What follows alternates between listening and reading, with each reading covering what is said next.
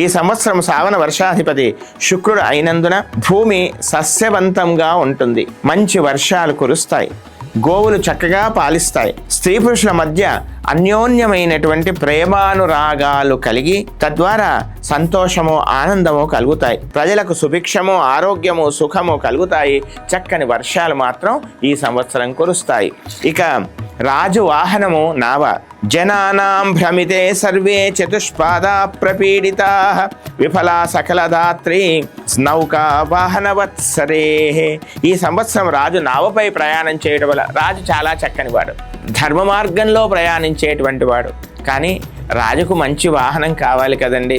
ఏ చక్కని అతి వేగంతో నడిచేటువంటి ఒక చక్కని వాహనం కావాలి. కానీ ఈ సంవత్సరం రాజుగారికి నావ వాహనంగా ఇచ్చారు.